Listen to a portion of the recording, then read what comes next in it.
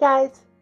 Today's video is going to be part 3 of the series I make my very first fursuit. And what we're making in this video is the hand paws. I have made a pair of paws once before. I can put the video here. I no longer own these. I did mention this in the planning video, but here's the video. I sold them on my Etsy a while ago, so I don't have them anymore. And I'm working off a spilt grape soda pattern. I'm a little nervous to make these because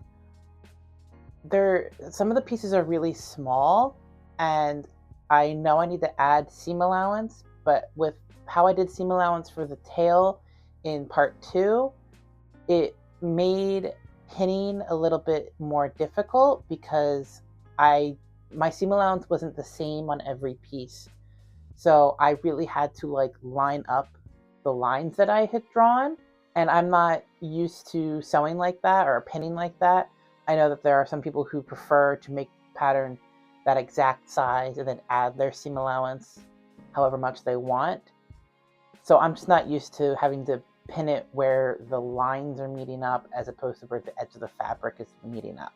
Paws have a lot more steps involved than a tail, especially a tail where it's only 2 colors. Like if it was the one that I made before, it was all green with a white tip. That one only had 4 seams, the sewing of the white to the green, and then sewing the 2 pieces together, and then sewing the base on. It really was a lot more simple of a construction. But with hand paws, you have the front of the paw, the back of the paw, each individual finger, the wrist section, the lining. There's a lot of steps. So I'm a little bit more nervous making it just because it's actually, I don't know why I'm nervous other than the reasons of just adding seam allowance and how much and all of that, because I do need to have some kind of seam allowance on this. Finishing the edges, that's a step that just seems to take really long in general, and with so many little pieces I'm hesitant to even attempt it.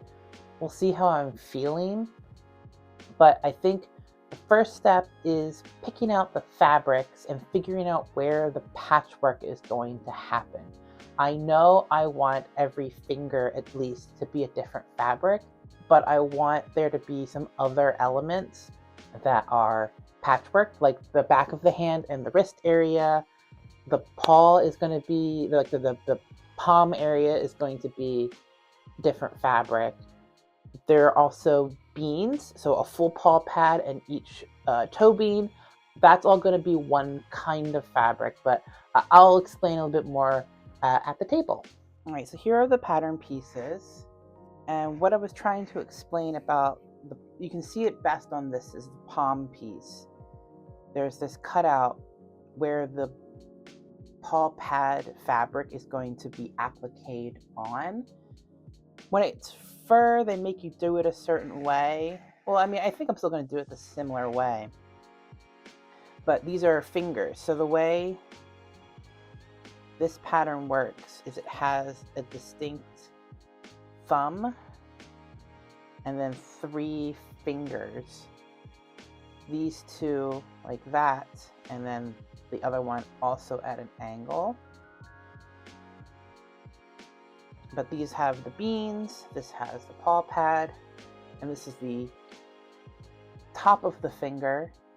You sew it up so it's more domed-like.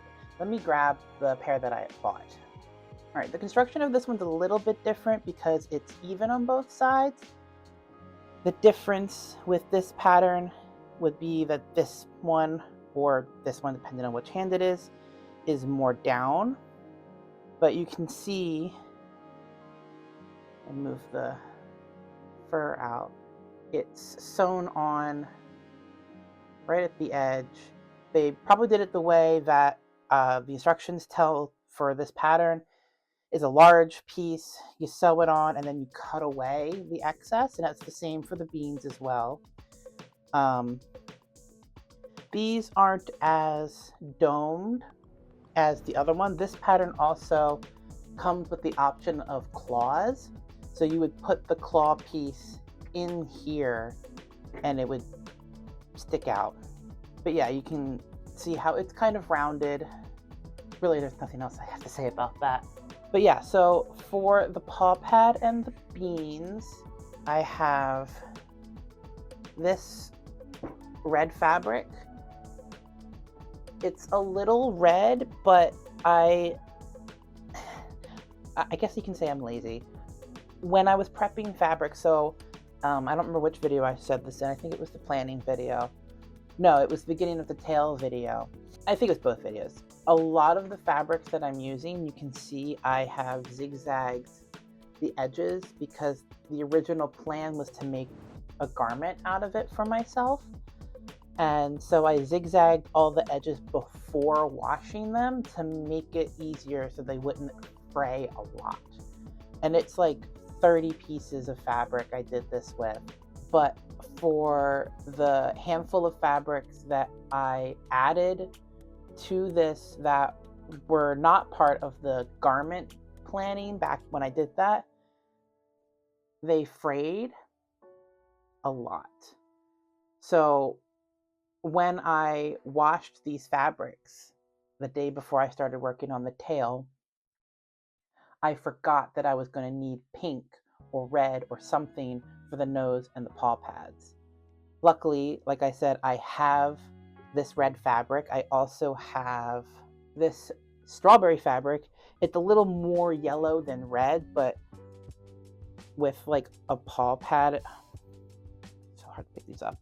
It might work if I just kind of try and center as many strawberries as possible. I haven't fully decided on if I want to use that strawberry fabric for the paw pads. I'm definitely going to use this red. And my point of being lazy is that I don't want to wash any more fabric, especially when it's just going to be one fabric, because I only need one square like this for all this small stuff. I hope that made sense. Anyway, I need to figure out what fabrics I want to use for each part. So obviously that is paw pads.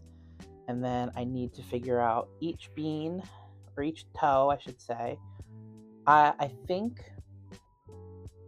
I don't know actually. It's a four fingered paw. Each one's going to be a different color.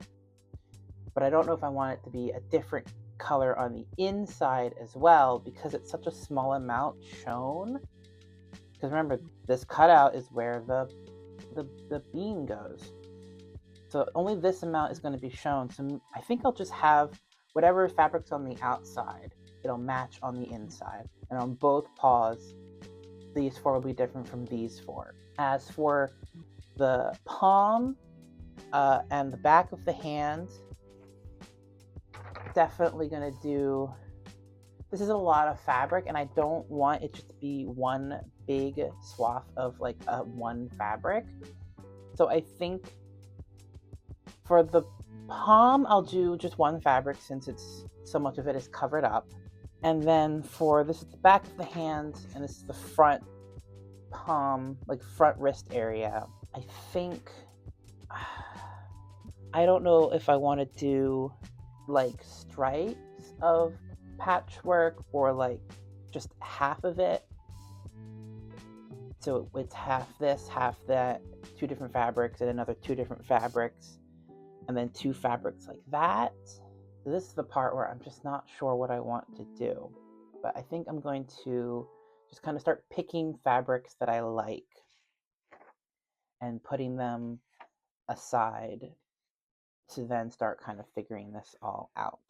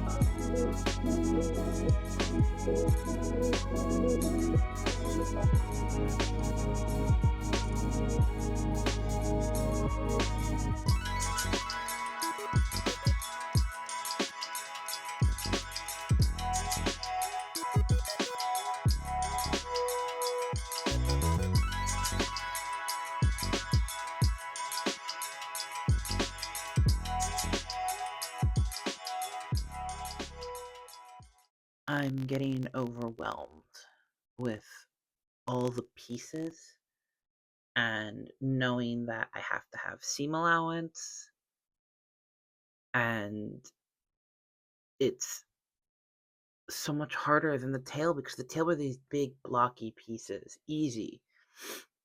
Just cut around, you mark it, you cut around. But this is like, I decided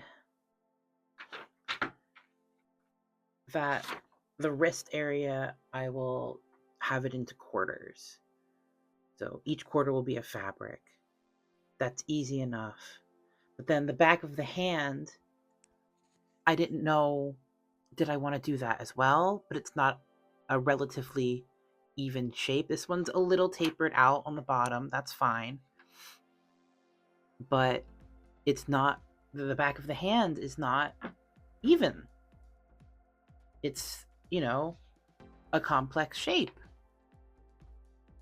So then I was contemplating pie slices, since I have some scraps that are kind of pie slice shaped, but I realized that would be too difficult for me to do, and that was making me overwhelmed. And then, so I'm like, do I do quarters for the back of the hand too? But I've decided I'm going to make the back of the hand just a solid color, different from what any of the fingers are, and different from what the paw pad, the palm is, different from the palm. So that solves that issue. This piece and this piece are exactly the same.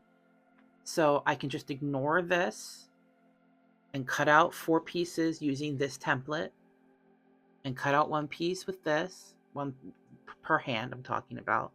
And that's a little bit easier with the seam allowance, but like, I wanted to use this scrap, even though it's mostly blue, it does have yellow in it and green, but it's too small. It's too small for this top square here. It's too small. So I can't really use it. And so were the little triangle scraps that I have. They were also too small on one side because it's a triangle. So I can't use those either.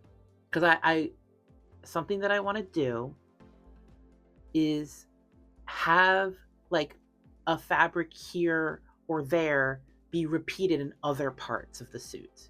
So like the tail, this fabric here was on the tail, and it's going to be on the hands. And I wanted to use this fabric, which was on the tail, but this is that triangle piece that I just can't get to work because it's a triangle. And so it's like, I think there's a couple other pieces. The blue stripe with lemon slice fabric I'm going to use as well somewhere, probably on the back of the hand or the wrist area or something. I don't know. So like there's like a couple of fabrics from the tail that are being repeated in the paws, and then the same will be said for the head when I get to that. But it's just trying to get a pattern, a pre-existing pattern, and work it to make it look good. It's like if I was just going to make them all out of one fabric, or like two fabrics, like all the back of the hand is one fabric, all the front of the hand is one fabric, the fingers are a different fabric, that would be a little bit easier. But it's the seam allowance, like how much seam allowance do I give this? My brain wants to move this piece as close to the edge to save space, but then I have no seam allowance, so I have to like kind of think about it. And I don't know if I want to try and zigzag stitch all the edges. Sure, this piece, there won't be a hole in it. It'll be a solid piece of fabric in the shape of the finger. Like that, I don't have to worry about it being a really thin piece because I do not cut out the center. So that's fine. But because it's such a small piece and it will have to attach to this piece, and they're two completely different shapes, the lines are really important. So to make it a little easier on myself, my brain's like, make the seam allowance the same around the entire piece, around every piece, and that's nearly impossible. I can eyeball it and hopefully it'll turn out okay.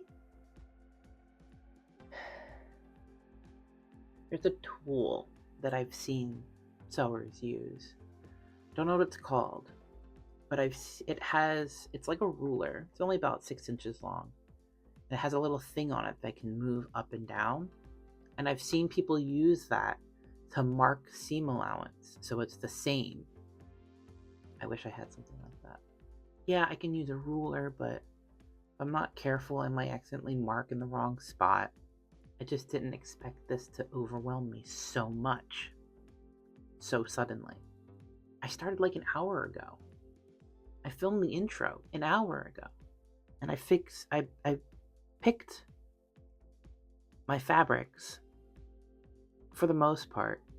There are some fabrics that I'm going to use for fingers that I want to use for the rest of the hand. Then there's some fabrics I can't use.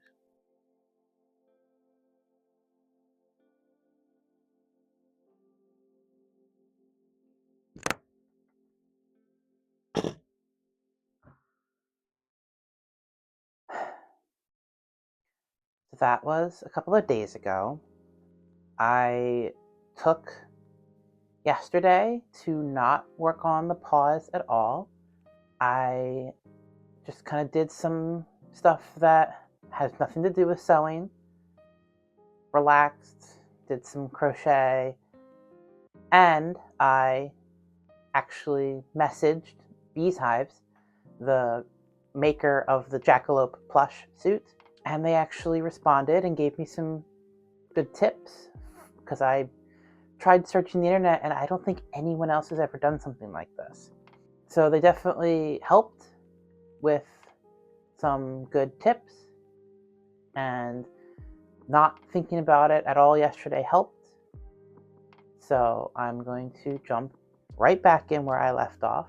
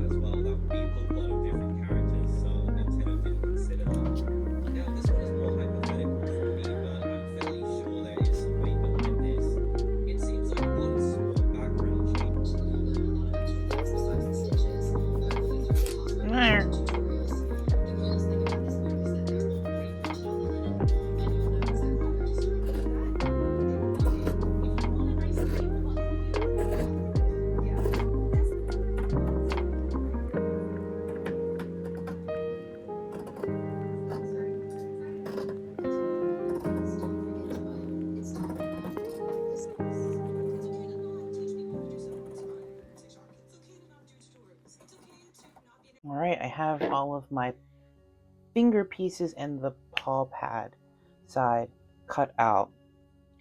I just wanted to note that I am not cutting out this section just yet.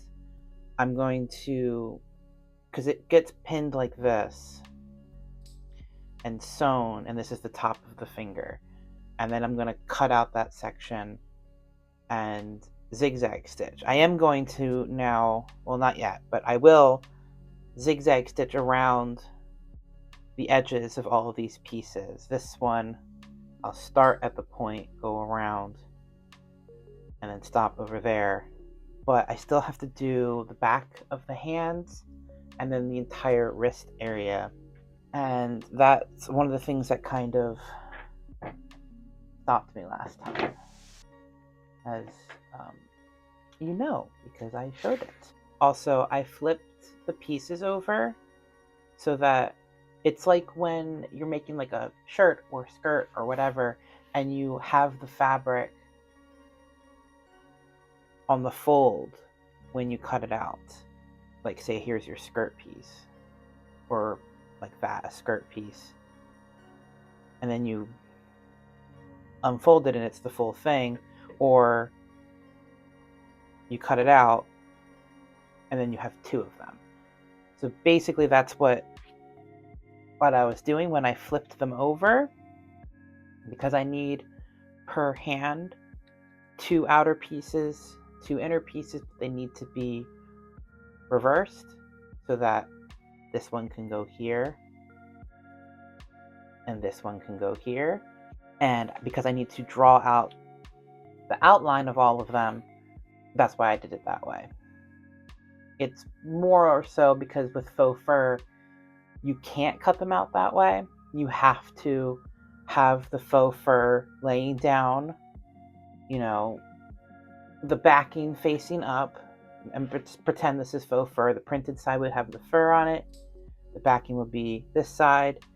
And you just carefully snip away the backing, because if you go in with your scissors all the way through it, you'll be cutting the fiber that makes up the faux fur. And then not only does it get everywhere, you'll then have really blunt edges, and it doesn't look good, and it might end up being, you know, a section that is now like all choppy and stuff like that, instead of it being the nice long pile that it is, or even a short pile.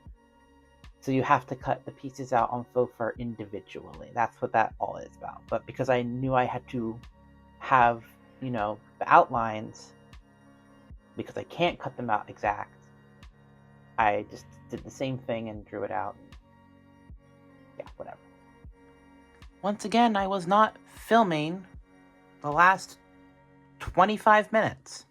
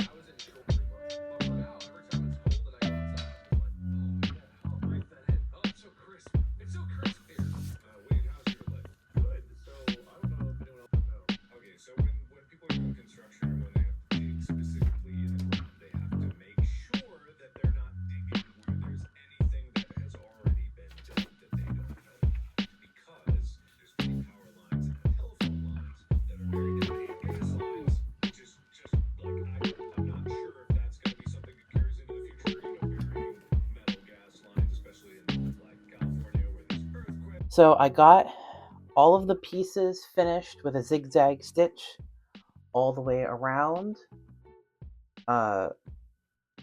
And I can now do one of two things. My next step can be either sewing on the paw pad color, so this red fabric that I have already roughly cut out to size for each piece. What I would do is take it, pin it roughly to the right side of the fabric, like that, and then I would sew around this line, cut away my excess, and then do a satin stitch around the edge, which I definitely need to do for this because it's a woven fabric and will fray otherwise.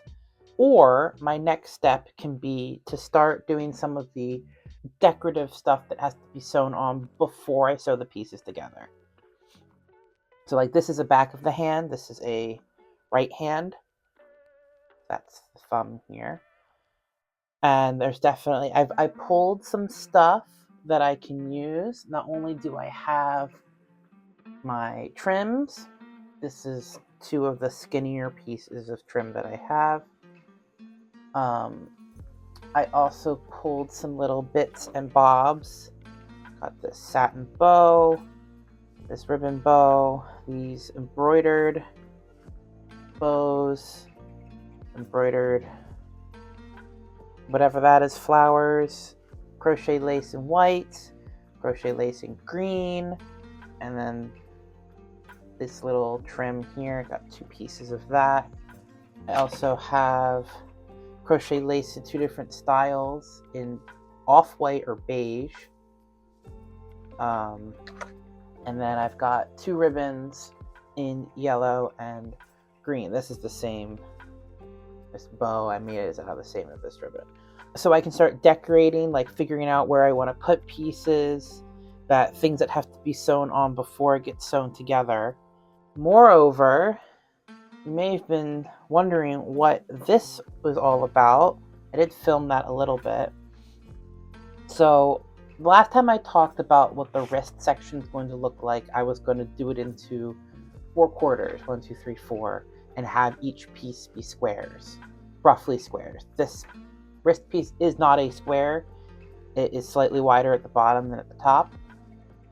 But because I really wanted to use that one scrap of lemon fabric, this one with a lot of blue, that scrap was only as wide as it was, and it was not wide enough for even a top section here.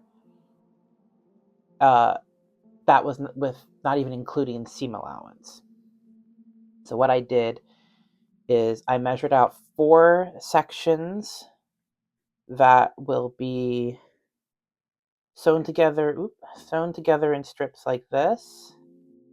Let me flip that over so you can see the fabric. Sewn together in strips, and I have 4 sets of that. I'm going to cut them down the middle and then mix and match. So I'll actually end up having a 2x3 patterns patchwork for the wrist, and each strip is a different size. So when I sew them down the middle, they won't line up. Here is the one issue with that. I did not account for seam allowance for that part. I have seam allowance, as you can see from my pencil lines, on the sides as per the actual size of the pattern piece, but I didn't think about when I cut it in half and sew them back together, I'm going to lose on the sides. So that is what these are for. Maybe. I don't quite know how much I'm going to lose until I've sewn each section up. So I guess there's actually 3 things that I can do. I can do the paw pad applique, I can start decorating pieces, or I can sew these up. And with sewing these up, that might also include having like some lace tucked into a seam in some places, or a ribbon or whatever. So I think I'm just going to the applique because that is the most straightforward thing I have to do. It's easy to use. There's lots of tutorials for it. These are durable, cheap, what I did, if you really look at the Undertaker, the scale of what I have done here is all raw. If you look at the version here, these texture replicated. I just did my best at replicating it, and what I did, I actually patterned first in Illustrator and exported and used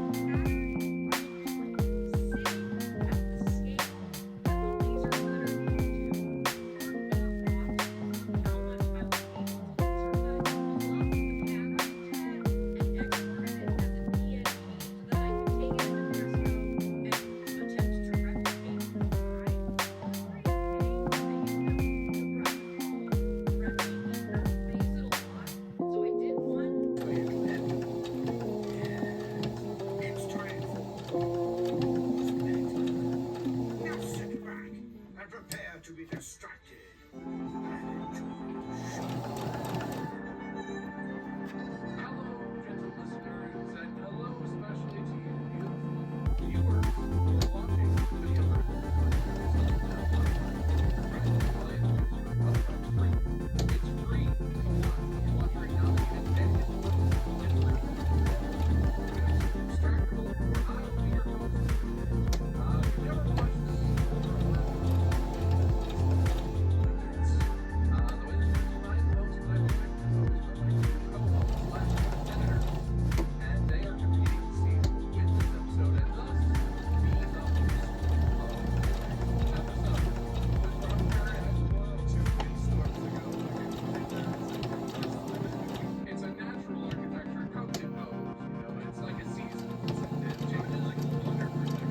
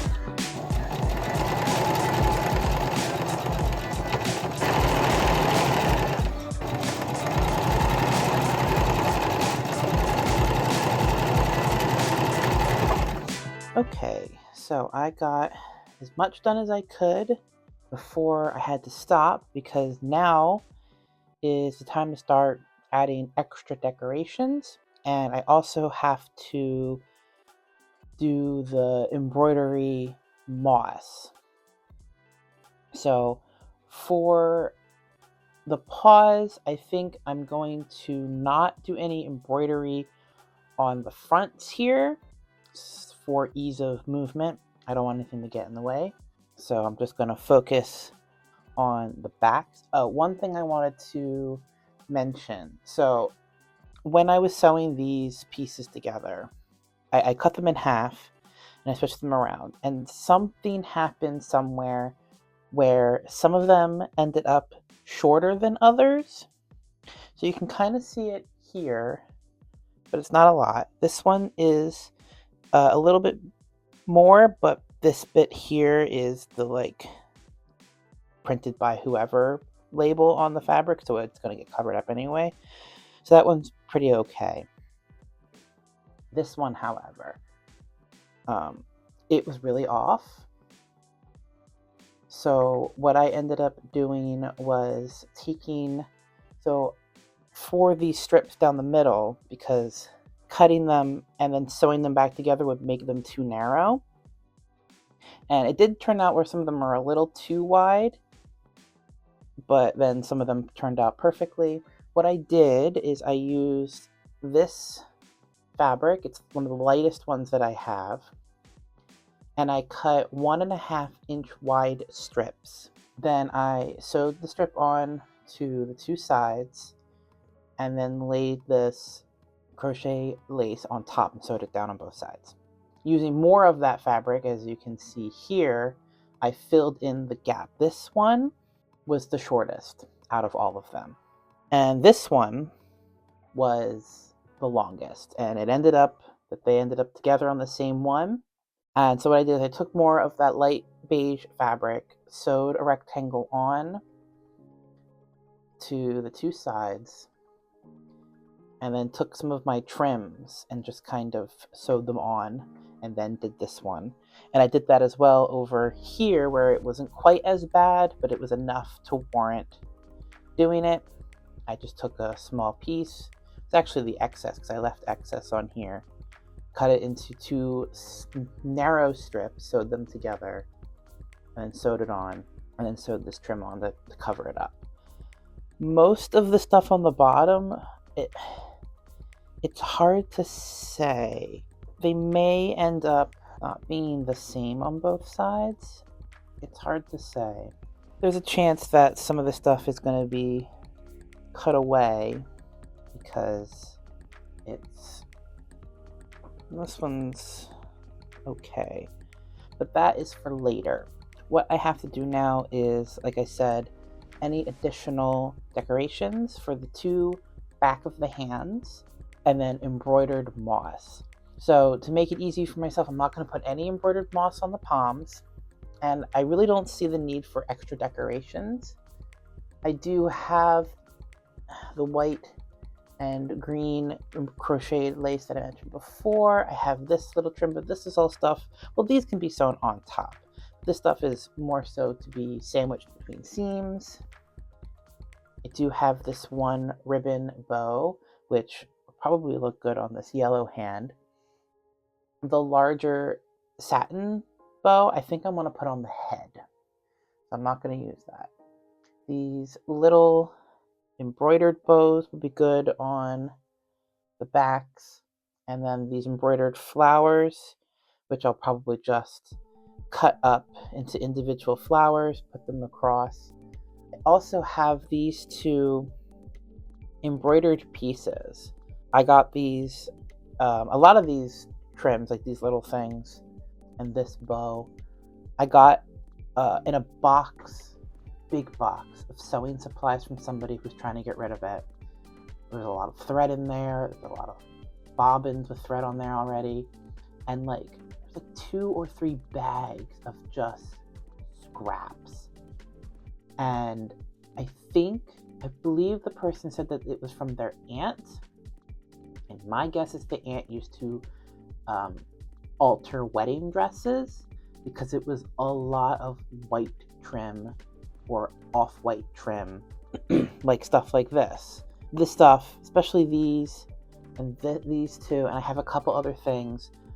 I think this person had an embroidery machine, because this looks like it was thread that was embroidered. These were both white originally. I tea stained them because I thought I would probably use them more so for that. This one with the woman holding the umbrella, I kind of want to put it on like the forehead. So I'm not going to use that for the paws right now. First, I want to do, let's cut the flowers up. Let's figure out the two machine embroidered bows. I definitely think this is also done by that person. Get the bow on there and just start figuring that stuff out.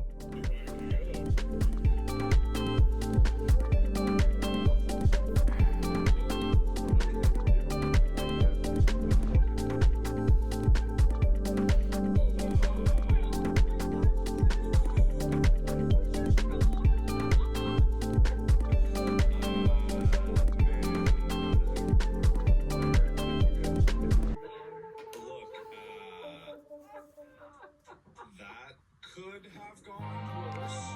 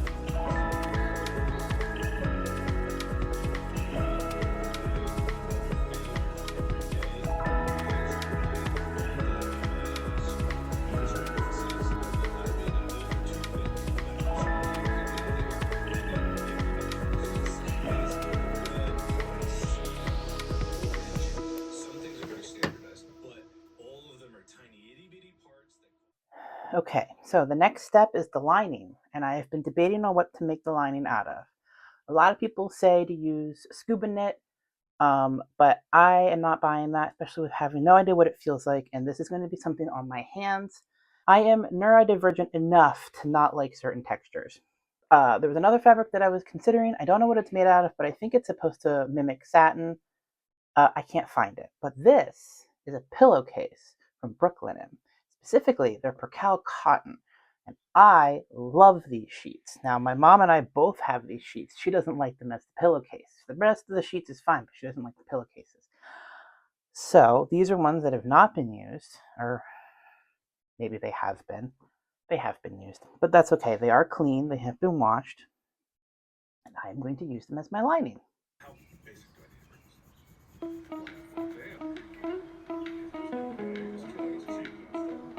It's actually not that much more. The photos did not review very well, but I've been like, it's actually very good. They make a milkshake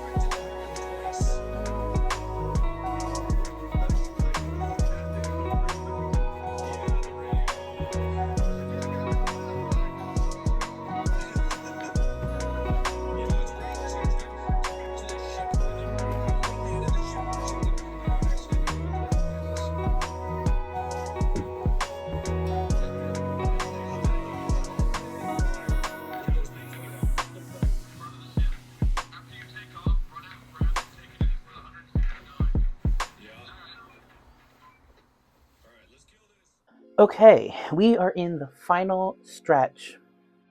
A couple of things I wanted to go over before I talk about what I'm going to do next. In the previous clips, you saw me sew the lining on, turn it out, and then stuff the backs of the fingers with polyfill. And during that, I was really struggling to get my hands into these. When I made my first pair of paws using the same pattern, I also struggled to get my hands into them. I didn't know if it was something I was doing wrong or what, but this time it was a lot easier to see what was going on without, because there's no fur on there, it's just plain fabric. So what the pattern says is to sew down the lining on the sides of the wrist and then tack it down at the tip of every finger. And I did that.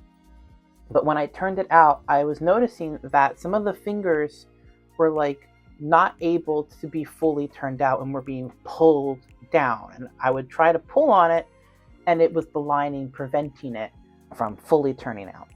It was also, the lining was really bunched up where the fingers joined the palm, and I was having a hard time getting my fingers in there. Like I could get my hand in, but then I would basically hit a wall and I wasn't able to really get my fingers in. So what I ended up doing off camera is I returned it out, or I should say I turned it back, and I ripped out the stitches that tacked it to the tops of the fingers. And that fixed most of my problems. Yes, When I turned it back out, the lining was no longer in the hand because there was nothing anchoring it. So when I turned it out, it was loose and it was basically folded over into the wrist. There was a little bit of struggle where I would have to get my hand in there and kind of force the fingers up. But now that they're in there and there's no pulling in any direction from those tack stitches at the top, it's a lot better. I also had to reduce the stuffing in the tops of the fingers so they're a little baggy, especially on this one. I think this is the one that had more stuffing in the backs of the fingers, and I was having a hard time getting my fingers in there because the stuffing was in the way. When it's faux fur, I guess it just naturally looks puffier, so it doesn't matter as much. But I wanted to let you know about all of that happened. I even off camera had pulled some more polyfill out of these fingers, but with the puffiness of the paws and the beans, and I guess when I'm wearing it, it's gonna look a little weird because of it not having that added fluffiness of faux fur on the outside. Even a short faux fur like the one that I had used previously, I believe that's considered otter, because it's the short length, not like the shag. Overall, it's whatever. The last step is to bind off the bottom of the wrist so that there is no gap between the outer layer and the lining. I'm going to be using some yellow bias tape, and I think I'm then going to sew on some lace trim because I did not use any of this stuff. Probably this one. Well, it's going to be one of these shorter ones because I don't want it to be too long. The wrists are already pretty long on me. Yeah, they come down almost to my elbow. So I don't want to have it be much longer than that. So I'm going to be sewing one of these trims on. But first I need to put on the bias tape. I'm going to do it, quote unquote, the proper way. Now this is bias tape that I took off of the mock-up stays that I made a couple of months back because I don't know if I have any else of yellow, and I wanted to use yellow. So I'm going to do it the quote-unquote proper way, where I sew it on unfolded, then fold it over the edge.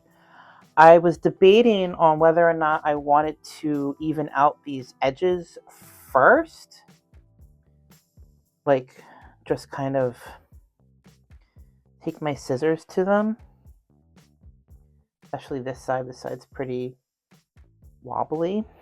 But yeah, other than that, that's basically my last step. So let's do that.